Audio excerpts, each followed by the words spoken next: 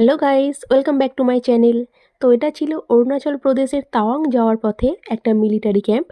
হ্যাঁ, তোমরা বলছো যে মিলিটারি ক্যাম্পে তোমরা কি করছো? হ্যাঁ, মিলিটারি ক্যাম্পে আমরা এখানে খাবার খেতে এসেছি। যেহেতু তাওয়াং যাওয়ার পথে এখানে কোনো রেস্টুরেন্ট তোমরা পাবে না, আর বাঙালি খাবার তো একদমই না। তো এটা ছিল মিলিটারি ক্যাম্প।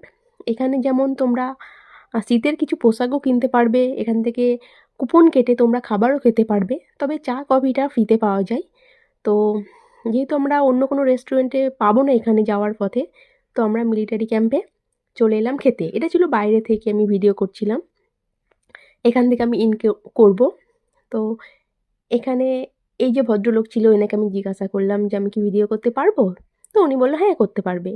তো তাই ভিডিওটা করলাম। ভিতরের ক্যান্টিনটা ছিল অসাধারণ সুন্দরভাবে সাজানো। তো কিন্তু ক্যান্টিন দিয়ে তো আর পেট ভরবে না। হ্যাঁ, যদি বলো খাবার কি ভালো ছিল না, খাবারও ভালো ছিল, কিন্তু এখানে যা খাবার ছিল সবই সাউথ ইন্ডিয়ান। যেমন কারি ডাল, রাজমা ডাল, এইসব। তো আমার তো একদমই পছন্দ না। তো আমাদের টিম মেম্বাররা কিছু কিছু জন ওখানে খাচ্ছে, বাট আমার তো এসব পছন্দ নয়, তাই আমি শুধু ঘুরে ঘুরেই কাটাচ্ছি। আর ভাবছি কি করব, যেহেতু তাওয়াং যাওয়ার পথে আর কোনো রেস্টুরেন্টই পাবো না, কিছু না কিছু খেতেই হবে, কিন্তু খেতেও পারবো না। তো লাস্টে কিছু করার নেই, খেতেই হবে। তো ইনি যে এগিয়ে আসছে হাতে রেড কালার ব্যাগ, তো ও খেয়েছে। ওকে আমি জিজ্ঞাসা করলাম যে অর্ণবদা, এখানকার খাবার কেমন ছিল? তো ও যেহেতু সাউথ ইন্ডিয়ান খাবার খেতে খুব ভালোবাসে, তো ও বলল যে হ্যাঁ, খাবার খুবই ভালো ছিল, কিন্তু আমি তো সাউথ ইন্ডিয়ান খাবার খেতে পারি না। তো শেষমেশ কিছু করার নেই, আমার হাজবেন্ড আর আমি যা আছে রাজমা ডাল তাই অর্ডার করে দিলাম। কারি ডালও ছিল, কিন্তু কারি ডালটা অত্যন্ত টক, আমি একদমই খেতে পারবো না। রাজমা ডালটা তাও ভালো। তো কিছু করার নেই, আমরা অর্ডার করেই দিলাম।